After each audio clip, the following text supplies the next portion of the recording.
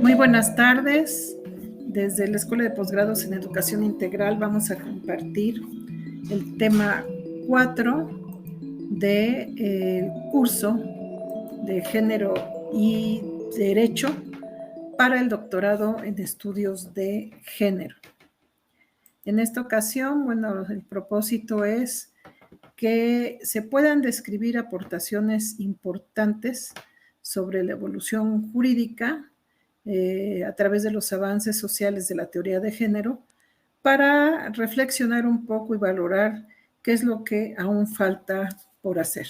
Porque, pues, como hemos venido diciendo en otras pláticas, en otras temáticas, hay mucho por escrito, hay muchas leyes, hay muchas normas, hay muchos programas, pero a veces se quedan en el papel y eso es lo que hay que trabajar.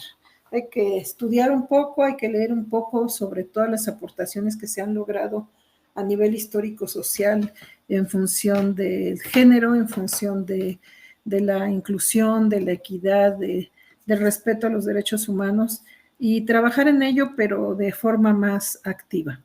Bien, aquí vamos a analizar los aportes al derecho a las teorías de género, con temas como el derecho como construcción cultural, las normas sociales, morales, religiosas, jurídicas, las aportaciones sobre género, sexo y sexualidad, los estereotipos de género en los cargos, sobre todo en los cargos públicos, el rol legal y el rol social de la mujer, las capacitaciones que han tenido quienes se dedican a la impartición de justicia para prevenir la discriminación de género y qué sucede, por ejemplo, en los servicios penitenciarios en cuestión de situación de género. Bueno, pues con estas temáticas vamos a dar inicio a nuestra plática. El derecho como construcción cultural. La cultura de género desde el aspecto legal se refiere a todo ese marco que leyes y acciones buscan garantizar la igualdad de género. La perspectiva de género para la legislación incluye la redacción de leyes, presupuestos y la modificación de estructuras sociales. Con ello, pues, nos estamos refiriendo también a la formación y capacitación que todos los servidores en los cargos públicos deben de tener en relación al tema para actuar precisamente con perspectiva de género. La cultura de género, pues, es por lo tanto una construcción social que se basa en el sexo biológico, o sea, nacemos hombres, nacemos mujeres. Pero a través de la perspectiva de género se entiende que la vida de las personas no está modificada necesariamente por el sexo y que esto puede ser variable, es decir, al mismo tiempo puede ser modificada, puede modificarse. Desde el punto de vista del derecho como construcción cultural, pues la cultura de género desde la legalidad se refiere a todas estas acciones, ¿no? Hay que tomar en cuenta en estos cambios la diferencia conceptual entre sexo y género, ya que el primero se refiere solamente al aspecto biológico, como ya mencionamos, se nace hombre o se nace mujer, pero en el segundo elemento se refiere a la construcción cultural, social y subjetiva que se realiza a partir de la diferencia anatómica de los sexos. Entonces, pues, habrá hombres que se identifiquen con el sexo femenino queriendo ser parte de este sexo o se identifican con el sexo femenino queriendo atraer a este sexo opuesto para establecer alguna relación. El género es la construcción social de la diferencia sexual. Entonces, el sexo es biológico, el género es una construcción social. Esta parte, a través de la normalización, trae como consecuencia que la organización y las prácticas sociales, al institucionalizarse, marquen esta diferencia y se insista más en la diferenciación sexual, abriendo lo que se conoce como las brechas de género. Es decir, hay quien acepta el aspecto conceptual del género diferenciado del sexo y hay quien no lo acepta y lucha porque éste no se despegue o no se aparte en esa diferenciación, trabajando todo el tiempo con la firme convicción de que el género tiene que ser forzosamente igual al sexo desde el punto de vista biológico, es decir, con el que se nace. John Scott identifica dos coordenadas para la definición de género. Su condición como un elemento constructivo de las relaciones sociales basadas en las diferencias percibidas entre los sexos y como una forma de significar las relaciones de poder. Entonces, cuando se habla del sexo biológico, diferenciador social, apegado a este aspecto, las relaciones de poder se han manifestado históricamente y socialmente como una plataforma de posicionamiento que ha favorecido más al sexo masculino. La función legislativa genera condiciones de igualdad o busca hacerlo a partir de un nuevo marco normativo que evite la discriminación por motivos de género que en la realidad se produce. O sea, aunque decíamos, pues ya hay mucho escrito al respecto, en la realidad es que se sigue manifestando esa desigualdad en función de lo que se considera como género masculino y género femenino, teniendo un posicionamiento de poder históricamente y socialmente más inclinado hacia el sexo masculino. Sobre todo para aquellos que culturalmente defienden todavía de forma radical estos posicionamientos. Algunas formas de aplicar la perspectiva de género en la legislación son el redactar las leyes con un lenguaje incluyente. Hay incluso un manual completo de cómo trabajar el lenguaje incluyente. Básicamente una norma inicial es que cuando se trata de un sustantivo, se puede aplicar este lenguaje incluyente haciendo la diferenciación. Por ejemplo, el doctor, la doctora. Cuando se trata de acciones, como por ejemplo la acción presidencial, pues ya está definida cómo es, ¿no? No tiene realmente ahí un sexo diferenciado de la expresión. Entonces, pues una norma muy básica, aunque pueden ustedes acudir al manual, es esta. Cuando se trata de sustantivos, se puede tomar como punto de partida la referencia hacia si es sexo masculino o si es sexo femenino. Asignar presupuestos para cerrar brechas de desigualdad. ¿Cómo es esto? Bueno, pues a las instituciones hay que asignarle presupuesto para trabajar con enfoques de perspectiva de género, respetar los derechos humanos, trabajar con códigos de ética, con capacitaciones que permitan hacer efectivos estas partes normativas, estas leyes que ya están por escrito. Y las que no están, bueno, pues modificarlas, trabajar en ellas para que sean más equitativas. Redistribuir las actividades entre hombres y mujeres, valorar de manera justa los trabajos de hombres y mujeres. Hay incluso en las leyes enfocadas al trabajo, hay algunos aspectos interesantes sobre trabajo que las mujeres no deben desempeñar en ciertos horarios, en ciertos momentos, no porque se persiga el mito de la debilidad de la mujer o de la protección que las mujeres deben de tener a través de los hombres, sino porque hay trabajos que no son muy convenientes para las mujeres, lo mismo que puede haber trabajos que no sean muy convenientes para los hombres. Esto no tiene que ver con formación, capacidades y experiencia, sino con el tipo de labores que se llegan a desempeñar.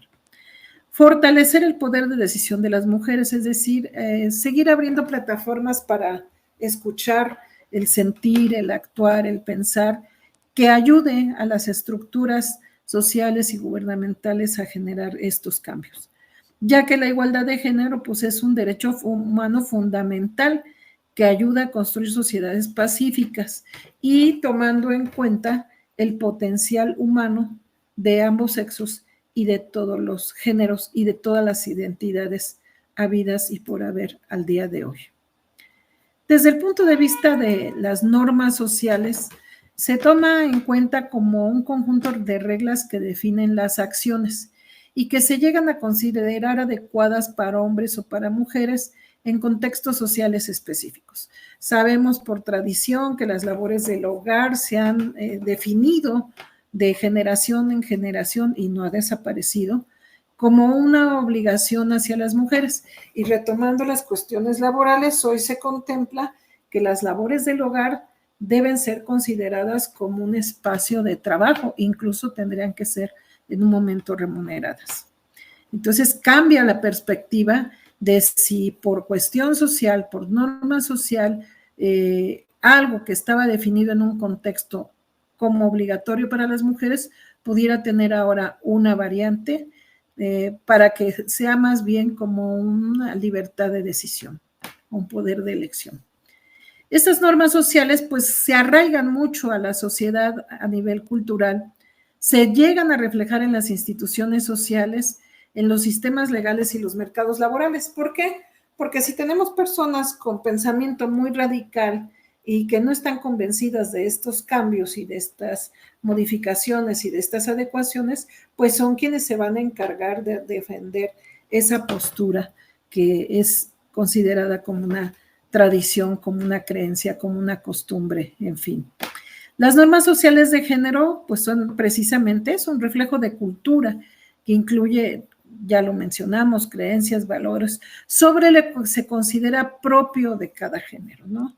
El hombre protector, la mujer débil, el hombre proveedor, la mujer en el hogar, etcétera. Estas normas pueden influir en la identidad de género, la voz, el poder y el sentido de sí mismo de las personas. Es decir, si yo crezco en un ambiente familiar donde estas creencias, estos valores, estas costumbres, esas tradiciones predominan, pues lo más seguro es que yo las reproduzca al interior de mi propio seno familiar cuando me corresponda.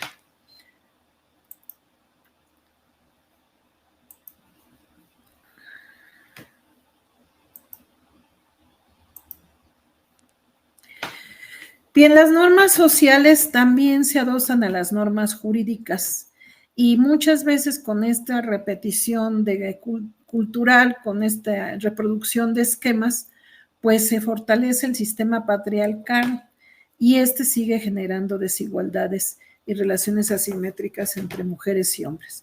Porque si yo voy con la creencia de que la mujer debe estar en el hogar de manera obligatoria y se presenta como un nivel de competencia laboral en mi trabajo, pues no lo voy a aceptar.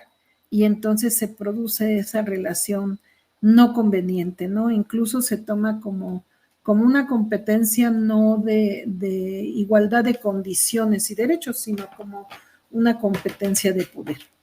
Estas cuestiones jurídicas y sociales reafirman los roles de género y priorizan determinadas identidades y forma de vida sobre otras. Hay leyes que todavía predominan en el sentido patriarcal, impidiendo ciertas acciones a las mujeres. Nosotros no tiene mucho que lo vivimos. En particular, siempre me molestó cuando se hablaba de la cuota de género, casi como si nos hicieran un favor a las mujeres en el hecho de decir, bueno, pues ya estamos en una industria, estamos en una empresa, cumples con tu 5% de contratación de mujeres, es lo adecuado. Hoy por hoy incluso se seguía hablando de esa cuota, aunque ya también desapareció, de personas con capacidades distintas o personas con discapacidad. Cumple la cuota y ya legalmente estás del otro lado. Esos son los aspectos que culturalmente, socialmente y legalmente tendrían que ir modificándose. De ahí es que la importancia de estudiar esta relación entre el género y las normas, sobre todo partiendo de la cuestión social, porque es la que muchas veces pone mayor freno a la modificación. Estas normas están impregnadas de concepciones particulares sobre lo masculino y lo femenino, a partir de que se imponen deberes y mandatos de distinta índole, así como obligaciones sociales, jurídicas e incluso prohibiciones simbólicas. Decíamos, son un reflejo de la sociedad y así es como de repente se siguen sustentando como pilares que deben soportar una relación social y una cultura social. Algunas consecuencias de la norma social del género son que se limita el potencial de las personas, Se imponen roles que no se alinean a los intereses y capacidades de las personas cuando éstas tienen todo el potencial. La contribución a la desigualdad, la violencia y la discriminación. Y bueno, pues para cambiar esto es necesario cuestionarse y reconocer que existen otras formas, por ejemplo, de masculinidad y feminidad, ¿no? Atendiendo al género, al derecho de género y a la identidad. Hoy hay mucha discusión con la nueva presencia de el actual presidente de los Estados Unidos en su negativa a reconocer estas formas. Y bueno, pues no podemos cerrar o ponernos otra vez una venda en los ojos para cerrar, para tratar de no ver la realidad a nivel social. Y con prohibición, pues estamos dando un retroceso. En cuanto a las normas morales, desde el punto de vista de la psicología del desarrollo moral, se plantean tres teorías en relación con el desarrollo de la moral. La teoría de la interiorización de las normas sociales, la teoría del aprendizaje social y la teoría cognitivo-evolutiva. La teoría de interiorización de las normas afirma que el desarrollo moral se produce por la socialización, el aprendizaje, y se internalizan las normas y se posicionan a nivel de la cultura y se reproducen. Por lo tanto, ¿sí? Como una tradición, como una costumbre, como una obligatoriedad, y esa es una parte que pasa de generación en generación y quizá es una de las más difíciles de transformar. En esta perspectiva, los procesos de razonamiento y la conformidad con las normas no se encuentran determinados por esa secuencia evolutiva, sino por la interiorización de las normas y la identificación con los pueblos. Se hace como una herencia cultural, ¿no? No se evoluciona, es a lo que se refiere. No hay una secuencia evolutiva de transformación de acuerdo a la realidad, sino se pretende que se mantenga radicalmente de acuerdo a la creencia y a la formación que en cada familia se tiene y se da y se reproduce. La teoría del aprendizaje social toma como referencia las dimensiones conductuales con énfasis en la acción del ambiente y el desarrollo de las habilidades de autocontrol, imitación, procesos de aprendizaje, refuerzos, castigos y prácticas educativas, como lo maneja Skinner desde 1932. Es decir, el aprendizaje social, también aquí hay un autor que es John Dewey que habla de la sociogénesis, que es una herencia social también, en cierta forma, de lo que nos rodea en nuestro ambiente y que de esa manera lo aprendemos. Si en mi familia todo el tiempo hablan de racismo, viven el racismo, muestran el racismo, pues ¿cómo voy a ser yo? ¿No? La teoría cognitivo-evolutiva de Kohlberg en el 76 afirma que el sujeto realiza la moral como una construcción por medio de la interacción con el medio a través del desarrollo de reglas y la adquisición de principios universales. Los dos factores básicos del desarrollo moral lo constituyen la participación social y la asunción de roles, interacciones con los grupos sociales, posibilidad de asumir el rol de otros, el desarrollo cognitivo de acuerdo a niveles y estadios. Bandura afirma que los seres humanos, o afirmó que los seres humanos no nacen con conductas innatas, sino que son aprendidas a partir de la relación de los factores fisiológicos y las influencias de la experiencia. Pues sí, aquí es donde puede haber una transformación, porque en el carácter de la universalidad, pues es lo que dicta la sociedad en su mayoría. Y si hoy los cambios sociales están gestando esa manifestación de identidad y esa manifestación de obligatoriedad en la observancia de los derechos humanos, como derechos fundamentales, bueno, pues eso es lo que se dicta a nivel universal y eso es lo que va generando esa condición cognitivo-evolutiva. ¿Por qué? Porque no nacemos con ella. La relación en la experiencia la vamos asumiendo como algo básico, como algo fundamental, y nosotros mismos podemos irnos transformando. Es decir, y dirían otros autores, deseducarnos para volvernos a educar. La cultura tiene un gran avance, una gran manifestación a través del lenguaje. El lenguaje forma parte de los procesos de socialización y de aprendizaje, y al mismo tiempo forma parte de estas relaciones de socialización y aprendizaje, las normas y los valores que nos permiten como seres humanos interactuar mediante la aceptación de un compromiso establecido con la normatividad impuesta por la colectividad.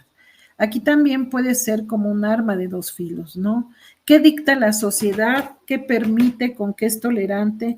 ¿Qué prohíbe? ¿Qué no acepta? ¿O qué está dispuesta a cambiar? Al adoptar la cultura de un grupo, los sujetos se insertan en una jerarquía y aceptan un conjunto de normas sociales implícitas en el compromiso adquirido para respetar las expectativas del grupo.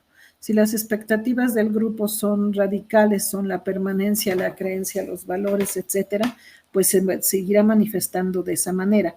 Pero en cuanto estos grupos empiezan a razonablemente entender que no todo es como podía ser antes o no todo debe ser como era antes, pues se pueden dar las primeras manifestaciones de cambio, de aceptación y de tolerancia.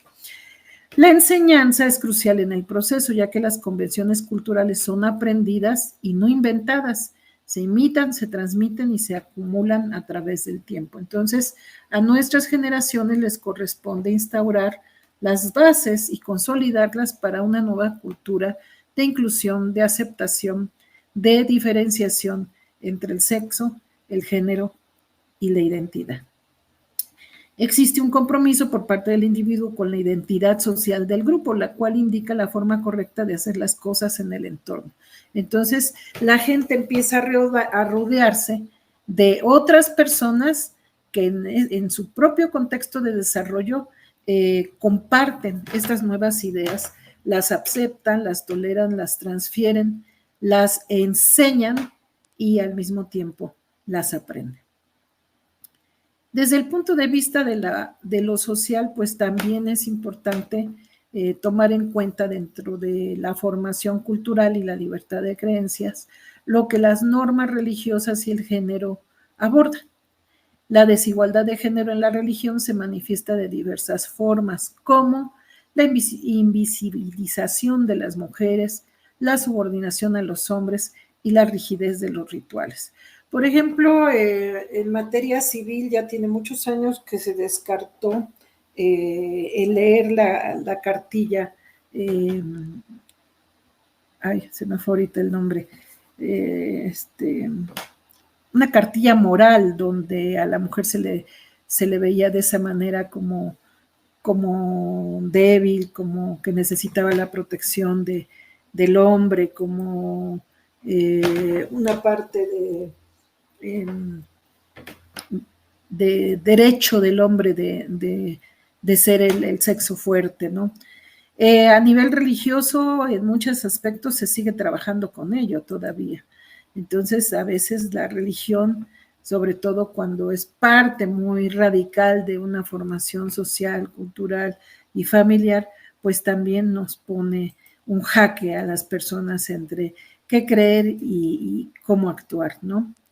En el caso de las normas religiosas, el patriarcado ha sido un factor importante desplazando a las mujeres de los puestos de poder, ¿no? Pues siempre la religión se impuso para manejar la cuestión de cómo debía ser el comportamiento de la mujer a nivel social, a nivel de normas y cómo debía estar siempre por debajo del posicionamiento masculino.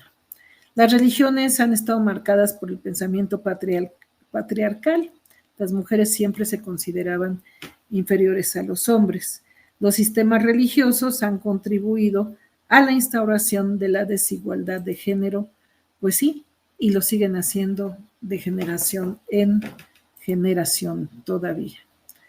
¿Qué manifestaciones hay al respecto? Pues como decíamos, a las mujeres se les hace invisibles, y esto es en la mayoría de las religiones del mundo. Se maneja siempre el comportamiento de la mujer a manera de subordinación, subordinación hacia los hombres, la desigualdad en las organizaciones, en la toma de decisiones, siguen existiendo las brechas salariales, los cargos diferenciados, no por la cuestión de experiencia, profesionalismo, capacidad, sino simplemente por ser mujeres, o igualdad en la posición de cargos, pero con menores pagas. Propuestas, pues desde una perspectiva feminista se ha abogado por la relectura de los textos religiosos para descubrir la inclusión de la subjetividad de género. O sea, la mujer ha estado presente, pero no se pone el dedo en el renglón en qué tan importante a nivel religioso ha sido la presencia de la mujer, por ejemplo, para que no se siga reproduciendo estas manifestaciones o estos esquemas de desigualdad, de sumisión, en fin. Ya me acordé, es la epístola de Melchor Ocampo, tarde pero me llegó la idea, en la que civilmente ya no es leída, ya está prohibida. Es necesaria la crítica de la divinidad patriarcal y construir una fe que vaya más allá de cuestionar y confrontar. No se trata de hacer cambios por el hecho de decir, no, ahora nos toca a las mujeres empoderarnos por encima de los hombres, ahora que sean ellos los sumisos, ahora que sean ellos quienes desaparecen de la historia. No se trata, no es tampoco una cuestión radical, es una forma de manifestarnos en igualdad de derechos y condiciones. En cuanto a las normas jurídicas, bueno, pues desde 1974 se viene construyendo el marco jurídico en materia de derechos humanos de las mujeres. En 2011 esta construcción se potenció con la reforma constitucional en esta materia, por lo cual convenios y tratados internacionales se elevaron a nivel constitucional. Es decir, la Convención sobre la Eliminación de todas las formas de discriminación contra la mujer, la CEDAW, por sus siglas en inglés, y todos los instrumentos internacionales de los derechos de las mujeres a partir de 2011 son obligatoriedad constitucional para el Estado mexicano. Sin embargo, decíamos, pues ante este panorama jurídico que ya existe, pues todavía hay una fuerte discusión, incluso de manera interna en los propios seres humanos, entre su cultura, sus tradiciones, sus creencias religiosas y los contextos sociales de posicionamiento patriarcal. Entonces, sí hay ya todo un marco legal amplísimo, pero ahora se tiene que ir trabajando con ese marco legal en el convencimiento, en el posicionamiento a través de la conciencia individual, conciencia de grupo, conciencia social, para dar esta transformación. De otra forma, la norma jurídica pues trabaja con la sanción cuando esto no se acata.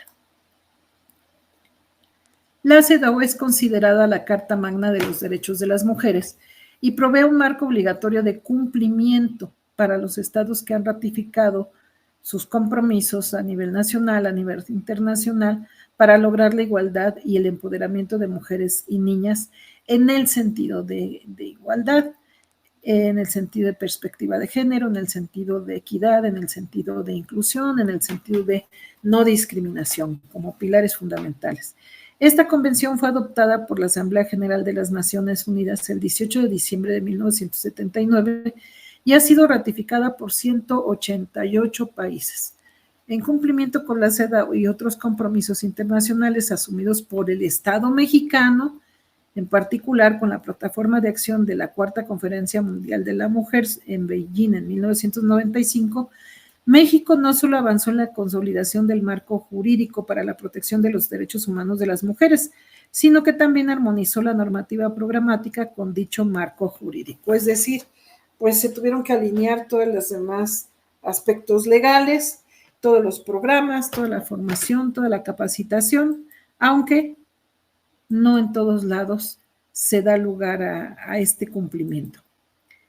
De esta manera, la Ley de Planeación en la reforma del 2012 y la Ley Federal de Presupuesto y Responsabilidad Hacendaria en el 2012, así como el Decreto de Presupuesto de Egresos de la Federación, establecen que el proceso de la política pública tenga incorporada la perspectiva de género. Y en el Plan Nacional de Desarrollo, en ese entonces, se establecía como una de sus 3 estrategias transversales la perspectiva de género. En el 2013, en el plan del 2013 al 2018. Obvio, esto ha crecido, la perspectiva de género ya toma otros pilares fundamentales, pero ahí sí ya es una secuencia. De esta estrategia se deriva el Programa Nacional para la Igualdad entre Mujeres y Hombres, ProIgualdad, para el logro de la igualdad sustantiva en las políticas públicas. Iguales derechos, iguales oportunidades, iguales obligaciones.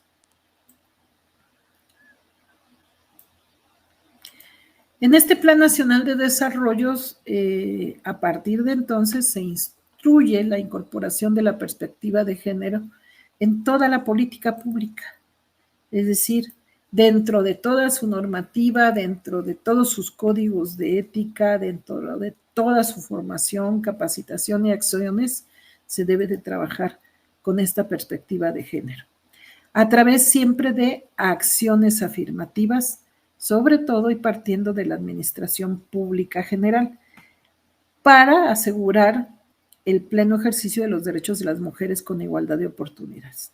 El programa ProIgualdad establece 6 prioridades a nivel nacional. 1, igualdad sustantiva entre mujeres y hombres, erradicación de la violencia contra las mujeres y acceso a la justicia, acceso de las mujeres a un trabajo remunerado y digno, desarrollo social y bienestar de la mujer, entornos seguros y sensibles al género e incorporación transversal de la perspectiva de género. Esto es en cuanto a la mujer. Hoy se están poniendo sobre la mesa las discusiones en cuestión de identidad de género, pero pues así vamos avanzando.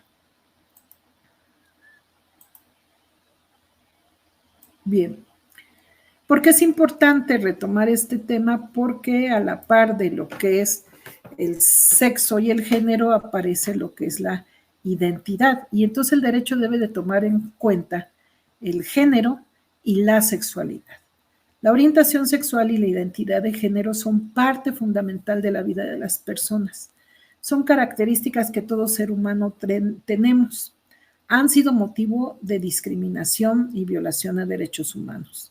Las personas, cuando se manifiestan con una identidad diferenciada, son víctimas de estos actos de violencia, de discriminación, por personas que se autodescriben o identifican como no parte de estos grupos de identidad diferencial. Es decir, personas como las lesbianas, gays, bisexuales, trans, intersex o intersexuales o transexuales, pues siempre sufren discriminación y siempre se está discutiendo esta cuestión que decíamos al principio. No hay más que hombre y mujer, ¿sí? Biológicamente hablando. Socialmente hablando, depende de las normas, pero individualmente hablando, pues ya depende de la identidad de cada quien. La Constitución Política, por ejemplo, en su artículo 1, pues prohíbe cualquier tipo de discriminación por motivo de sexo y género, tanto a los servidores públicos como a los particulares. Para poder prevenir estas situaciones, pues existen otras leyes, entre las que destacan la Ley Federal para prevenir y eliminar la discriminación y la Ley General de Desarrollo Social. En esta, pues se pone énfasis en estas cuestiones. Algunas entidades federativas, como la Ciudad de México, han creado incluso leyes especiales para atender a este grupo históricamente vulnerado y discriminado, como es la Ley para el Reconocimiento y la Atención de las Personas LGBTTI de la Ciudad de México. Las poblaciones de la diversidad sexual y de género tienen, entre otros, los siguientes derechos, como todos: derecho a la libertad, a la integridad y la seguridad personal y colectiva, a la certeza jurídica y al acceso a la justicia, a la salud, a la educación, al trabajo y las garantías laborales, a la participación pública, derechos sexuales y reproductivos, a la igualdad y no discriminación, derechos culturales y, sobre todo, derecho a una vida libre de violencia.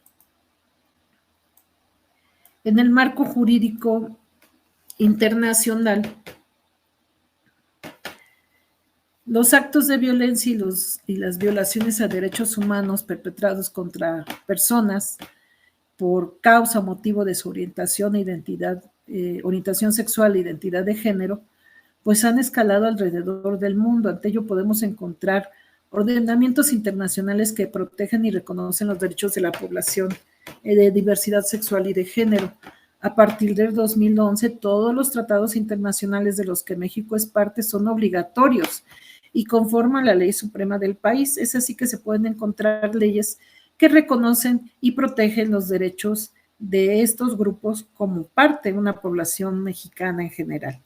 Una de las más relevantes es la Declaración de Derechos Humanos, de orientación sexual e identidad de género de la Organización de las Naciones Unidas, del 3 de junio del 2008, también pudiendo encontrar otros ordenamientos y principios, como la Convención Americana sobre Derechos Humanos, la Declaración Universal de los Derechos Humanos, las reglas de Brasilia sobre el acceso a la justicia de las personas en condición de vulnerabilidad, el Pacto Internacional de Derechos Económicos, Sociales y Culturales, el Pacto Internacional de Derechos Civiles y Políticos, la Convención Interamericana contra toda forma de discriminación e intolerancia, los principios de Yogyakarta sobre la aplicación de la legislación internacional de derechos humanos en relación con la orientación sexual y la identidad de género, el convenio número 111 de la Organización Internacional del Trabajo. Todos ellos han puesto atención inicialmente en la igualdad y equidad de género y hoy en la igualdad y equidad en el reconocimiento a la diversidad sexual y la identidad de género.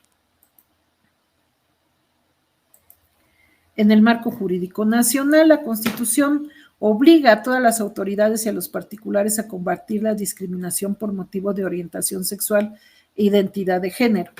El Programa Nacional para la Igualdad y No Discriminación 2021-2024, PRONAID, del Consejo Nacional para Prevenir la Discriminación, CONAPRED, publicado en el Diario Oficial de la Federación el 14 de diciembre del 2021, es obligatorio para todo el gobierno federal y contempla las medidas que se implementarán para combatir la discriminación por orientación sexual e identidad de género, siendo esta la política nacional antidiscriminatoria que interactúa y convive con las siguientes leyes.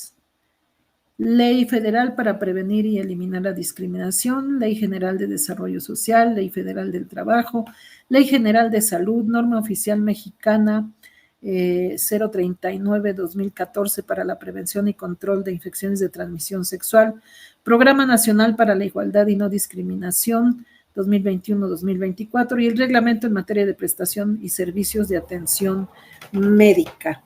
Es decir, en México estamos obligados, tanto a nivel nacional y a nivel internacional, por todos los acuerdos y tratados internacionales de los que México forma parte. Y como se menciona sobre el principio pro persona, es decir, lo que mejor favorezca a la persona, la lectura e interpretación de la Constitución se dará siempre en función de los derechos que mayor favorezcan y que más prevalezcan en la observancia de estos aspectos. No discriminación, inclusión, igualdad, equidad y obviamente a nivel de prevención y a nivel de acción.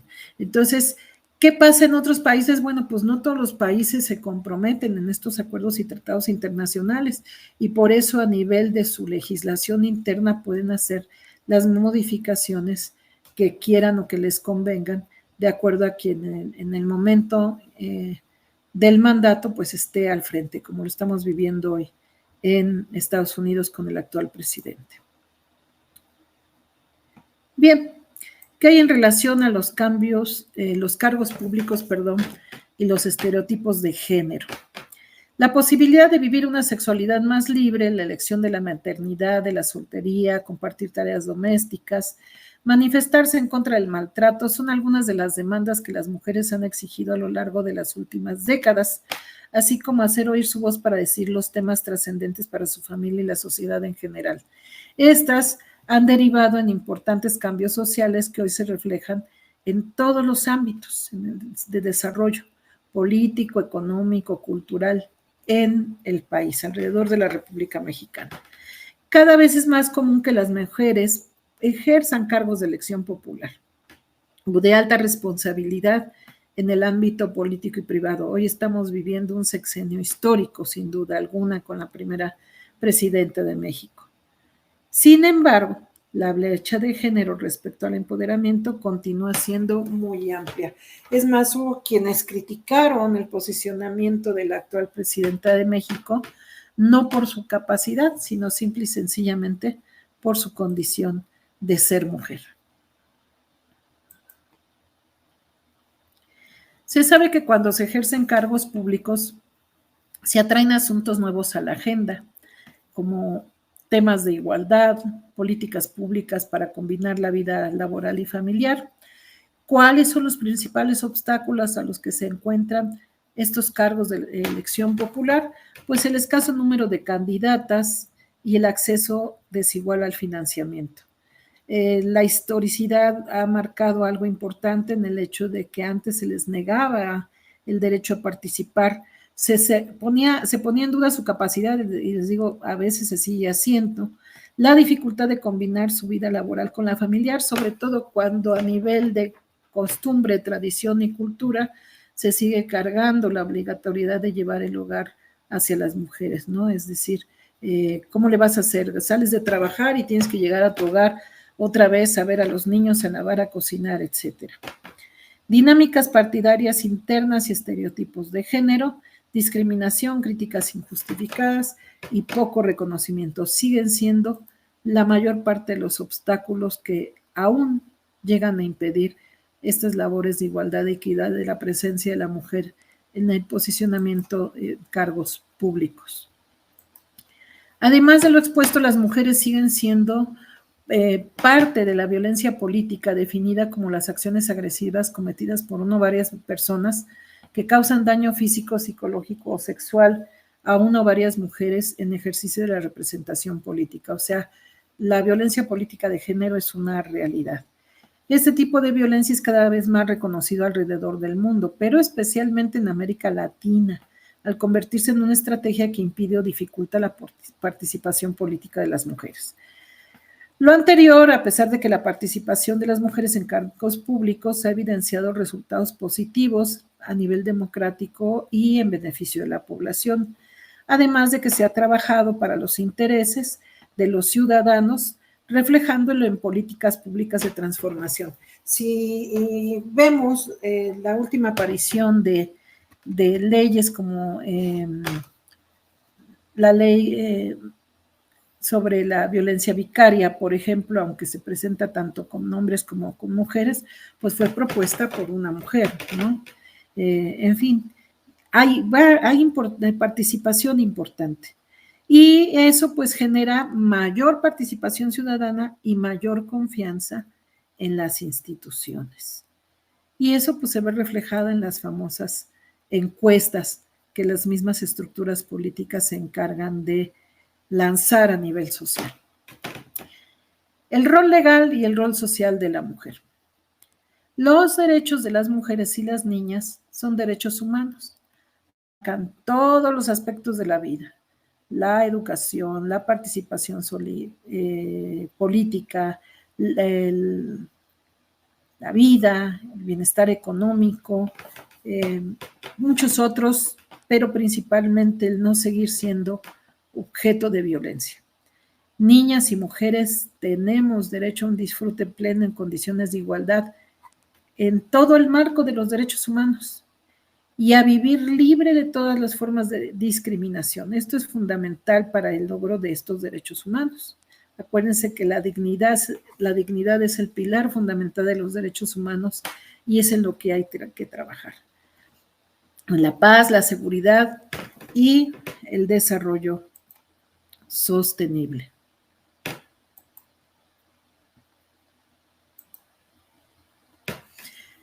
La Declaración y Plataforma de Acción de Beijing confirman que la protección y promoción de los derechos humanos es la primera responsabilidad de los gobiernos.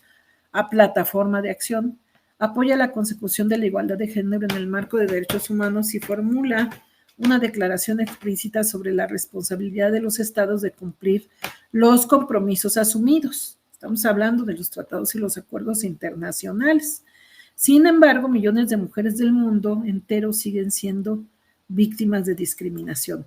No podemos hablar de los países que no están comprometidos, pero sí podemos hablar de los países que, como México, están comprometidos con estas transformaciones. O sea, esto quiere decir que al estar en un marco legal tan amplio, ya no son una opción, son una obligación. Las leyes y las políticas prohíben a las mujeres el acceso a la tierra, la propiedad y la vivienda en términos de igualdad. La discriminación económica y social se traduce en opciones vitales más reducidas y más pobres para las mujeres, lo que las hace más vulnerables a la trata de personas. La violencia de género afecta por lo menos al 30% de las mujeres del mundo. A las mujeres se les niegan sus derechos a la salud sexual y reproductiva. Las defensoras de los derechos humanos son relegadas al ostracismo por sus comunidades, que las consideran una amenaza a la religión, el honor o la cultura. La función esencial que las mujeres desempeñan en la paz y la seguridad suele pasarse por alto, así como los peligros específicos que afrontan en las situaciones de conflicto.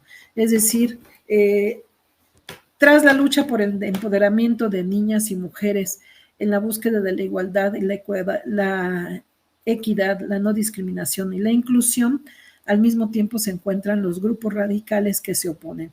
Incluso muchas mujeres activistas han sido asesinadas en la última década.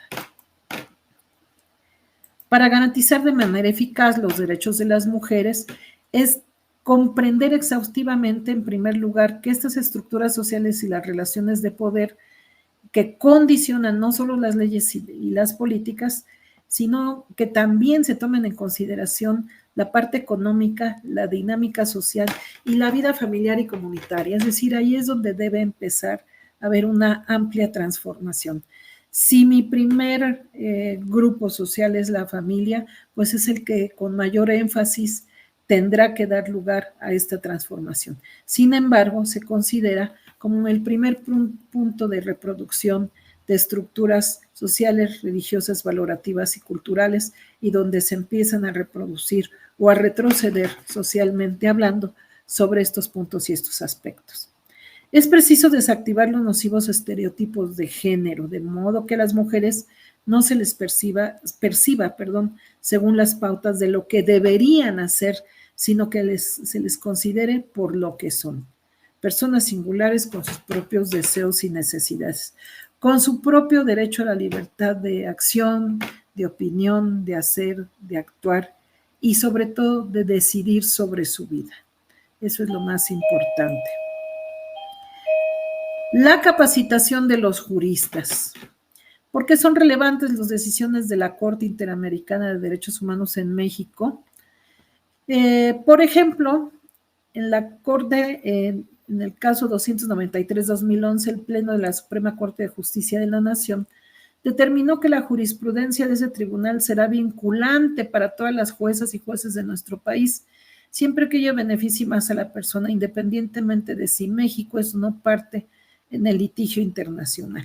O sea, una cosa son los compromisos, los acuerdos y los tratados, y otra cosa también es la conciencia social que obliga a la transformación moral, social, política, económica y de convivencia. Se estableció en la tesis de jurisprudencia 21-2014, décima época, con número de registro 2006225 de rubro jurisprudencia emitida por la Corte Interamericana de Derechos Humanos.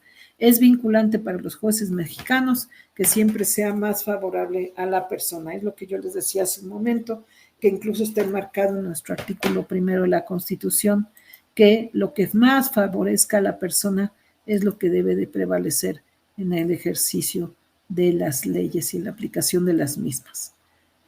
La perspectiva de género en diferentes ámbitos del proceso, la Corte Interamericana ha utilizado esta para identificar de qué manera afecta las controversias en distintos momentos, y dentro de ellos se pueden identificar los siguientes: al analizar el contexto social, político y cultural del caso, en la apreciación de los hechos, en la valoración de las pruebas, en la investigación de los delitos, en la identificación de situaciones de interseccionalidad, en la identificación de prejuicios, estereotipos, prácticas o roles de género y al establecer medidas de reparación. Hoy por hoy, pues se sigue teniendo una brecha muy amplia en la impartición de justicia cuando las mujeres son víctimas o cuando las niñas y los niños y los adolescentes son víctimas. Bien, analizando el contexto social y político y cultural del caso, para juzgar con perspectiva de género es necesario que la persona juzgadora conozca cuál era la realidad que se vivía en el lugar y momento que ocurrieran los hechos. En el caso de nuestro país es aún más importante, ya que las mujeres se encuentran sistemática y estructuralmente en una situación de especial vulnerabilidad. Esto es histórico. Hoy no solo se reconoce la vulnerabilidad de la mujer en nuestros espacios sociales por cuestiones culturales, políticos, de presupuesto, de violencia, etcétera, sino que se debe de entender que este panorama juega un papel importante al momento de analizar un hecho. En la apreciación de los hechos, la Corte Interamericana ha señalado que el género es una categoría transversal que debe ser tomada en consideración al valorarlos, pues permite identificar situaciones que de no hacerlo pasarían desapercibidas. Identificar el género permite apreciar cuestiones particulares que colocan a mujeres y niñas en situaciones de vulnerabilidad, razones y fines con los que se comete violencia contra las mujeres, concepciones dañinas y prejuicios sobre la conducta de las mujeres en determinadas circunstancias. O sea, es muy común que a una mujer violada la revictimicen, cuestionándola sobre su forma de vestir, el horario en el que se encontraba, el lugar, el espacio, etcétera. Existencia de situaciones de poder y la forma en que el actuar del Estado afecta los derechos de manera diferenciada.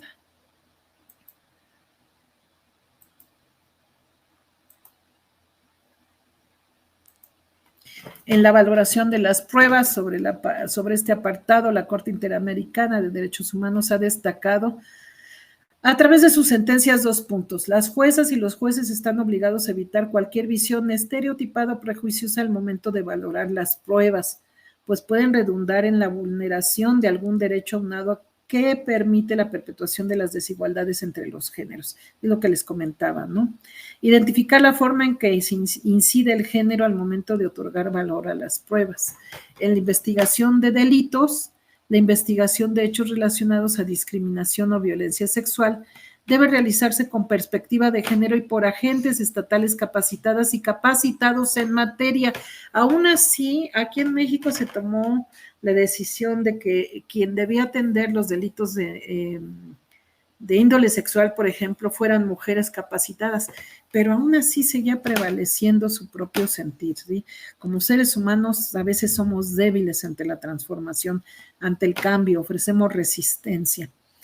En ese sentido, el ya mencionado caso Fernández Ortega y otros contra México se señaló que las autoridades deberán investigar de oficio si una mujer se encuentra en un contexto de violencia cuando hay indicios concretos de violencia sexual, hay evidencia de daños al cuerpo de la mujer, los hechos ocurren en contextos de violencia generalizada contra la mujer, o sea, a veces por usos, costumbres, tradición, cultura, creencia familiar, etcétera, religión, pues se sigue viviendo en contextos no solo de desigualdad, de sumisión, sino de violencia plena y estructurada contra la mujer.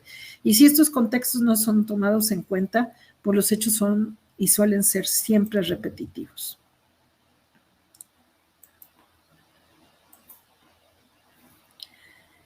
En cuanto al reconocimiento de de distintos niveles de discriminación por interseccionalidad con el género, se ha señalado que no son grupos homogéneos, sino que están condicionados con otros rasgos de identidad, como la edad o la etnia, y habrá personas que enfrenten más agravadamente la discriminación por pertenecer a grupos aún más vulnerables. Por ejemplo, mujeres trans o niñas migrantes. En cuanto a la identificación de estereotipos y prejuicios y prácticas y roles de género, la Corte ha señalado que estos pueden impactar en 3 puntos principales. en actos o omisiones en los que ha incurrido el Estado, en el desarrollo de las investigaciones y en la toma de decisiones, y sobre todo en las sentencias en algunos de los juicios. En cuanto a las medidas de reparación, se reconoce el derecho a una reparación integral. La Corte, en el artículo 63.1, menciona que la reparación se debe de establecer con una perspectiva de género con enfoque interseccional cuando sea aplicable, a través de los siguientes puntos: restitución, indemnización, medidas de rehabilitación, medidas de satisfacción y garantía de no repetición. ¿Cuántas veces hemos visto que hay denuncias por maltrato psicológico que después se convierte en violencia física y al final termina el deceso de la víctima? Se debe de ayudar a comprender el contexto de la víctima y tomar en consideración sus características y condiciones de identidad propia. Y finalmente, ¿qué pasa con los servicios penitenciarios en la situación de género? El 30 de mayo de 2022, la Corte Interamericana de Derechos Humanos emitió una opinión consultiva en respuesta a la consulta realizada por la Comisión Interamericana de Derechos Humanos sobre enfoques diferenciados en materia de personas privadas de la libertad, conocida como opinión consultiva OC 2922, a través de la cual sustantivamente la Corte Interamericana, entre otros criterios, determinó que los estados deben aplicar un enfoque diferenciado en la atención de las necesidades especiales de los distintos grupos poblacionales privados de libertad, para asegurar una ejecución de la pena respetuosa de la dignidad humana. O sea, son personas privadas de la libertad que ya están pagando una pena privativa con la principal libertad, que es la libertad de acción, de elección y demás. O sea, están encarcelados y las decisiones son tomadas por ellos mismos, pero sí se viven de repente situaciones muy criticables. Por ejemplo, hace un tiempo se hablaba de una campaña, y ojalá y se retome el asunto, para reunir fondos para comprar copas menstruales para las mujeres encarceladas, porque a veces no tienen ni la más atención, ni la más mínima atención en sus periodos. Y esto pues es obviamente indigno para cualquier mujer, se trate de quien se trate y esté en la condición en la que esté. Hoy por hoy la directora de Derechos Humanos, la presidenta, de Derechos Humanos aquí en Puebla, este primer mes de presencia ha estado visitando los centros de reinserción social precisamente para ver si se cumple con las determinantes de reformalización de los internos, para que al mismo tiempo se genere esa política de reinserción cuando entren nuevamente a la sociedad y no sean, como en muchos años se han considerado, como las escuelas del crimen. ¿Por qué? Pues porque ahí se atropellan los derechos humanos de todo mundo en todo momento. Estas acciones se visualizan limitadas con respecto a grupos en situación de vulnerabilidad en las cárceles, dado que es imperante, como lo ha sostenido la Corte, garantizar un trato digno a partir de la detección de necesidades específicas diferenciadas y especializadas en grupos tales como personas LGBTI, personas pertenecientes a pueblos indígenas, personas mayores con alguna farmacodependencia, personas con discapacidad a partir del otorgamiento de servicios por parte de las autoridades y personal debidamente capacitado en cada una de sus áreas, que actúen con base en un enfoque de derechos humanos, no discriminación y perspectiva de género, y de atención multidisciplinaria, como lo dicen las leyes: educación, capacitación para el trabajo, atención a la salud, esparcimiento y una vida digna a través de la atención, como menciona aquí, de todas sus necesidades. Higiene, salud, en fin, atención a la salud. Considerando que en el caso de las mujeres puede coexistir diversas circunstancias a tomar en cuenta, para la satisfacción de sus necesidades diferenciadas, tratándose de mujeres embarazadas, en periodo de parto, posparto, lactancia, de quienes viven con sus hijos e hijas, así como su rol de cuidadoras principales de otras mujeres o de sus hijos en su rol de proveedoras, además de la interseccionalidad de otras condiciones que pueden coincidir en una misma persona. Dichas acciones deben permitir avanzar hacia un modelo penitenciario nacional en el que ya no se admita regresión alguna de programas, estrategias y acciones implementadas a partir de la creación de políticas públicas que las originen. Es decir, ya no se vale dar marcha atrás. Lo que hoy ya es un alcance, lo que hoy ya es una conquista, no puede llegar ahora a otra figura pública y por no estar de acuerdo las omita o las eche para atrás, ¿no? Esto debe de ser progresivo para no generar al mismo tiempo conductas regresivas que se traduzcan en acciones de imposible realización o de inobservancia. Eso es importantísimo. No se trata ya de que lo que ya se conquistó ahora se desconozca por cuestión, sobre todo, de carácter personal.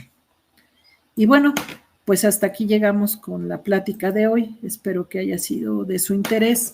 En cada diapositiva, si la ven con más calma, está la fuente de información principal de cada aportación textual que se ha utilizado en esta y las otras pláticas, y ojalá sirvan como referente para que ustedes amplíen la información. Son temas de mucha dedicación, de mucho estudio, de mucha información, pero sobre todo de mucha reflexión y de llevarla a la realidad. Muchas gracias, que tengan buena tarde, nos vemos en el próximo.